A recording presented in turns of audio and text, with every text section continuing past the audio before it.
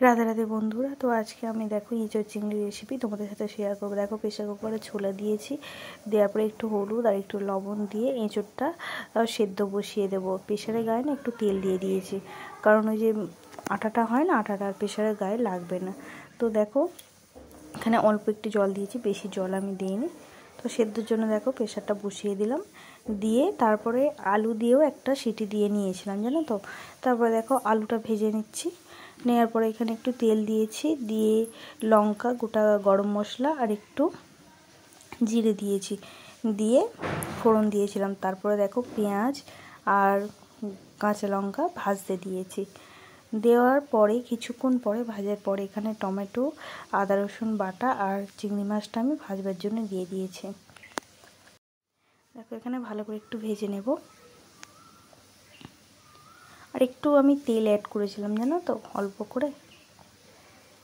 দেখো একটু লবণ দিয়ে দিচ্ছি যাতে টমেটোটা একটু ঘাঁটা ঘাঁটা মতো হয়ে যায়। ফ্রিজে ছিল না, শক্ত মতো হয়ে গেছে টমেটোটা।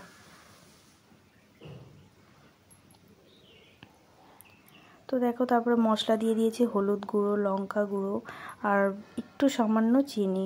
তারপর নুনও দিয়ে দিয়েছিলাম পরিমাণ মতো। আর তোমরা চাইলে কাশ্মীরি লঙ্কাটা অ্যাড করতে পারো কালারের জন্য। দেখো এখানে ততক্ষণ কষিয়ে নিতে হবে মশলাটা, যতক্ষণ না মশলার গায়ে থেকে তেলটা ছাড়ছে। ঠিক আছে, দেখো এই হোমমেড তো মশলাটা আমি বাড়িতেই বানিয়ে রাখি। সব গোটা মশলা কিনে নিয়ে এসে হালকা করে ভেজে তো মিক্সিতে গুঁড়ো করে রেখে দিই। মোটামুটি সব তরকারিতেই আমি এটা ব্যবহার করি।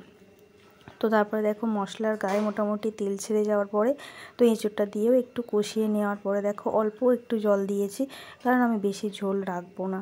ঠিক আছে, কারণ সব সেদ্ধ আছে, তো অল্প একটু জল দিলেই হবে। দেখো আমি একটু চাপা দিয়ে দিলাম, দেওয়ার পরে দেখো এখানে আমার রেডি হয়ে গেছে এঁচোড় চিংড়ি রেসিপি।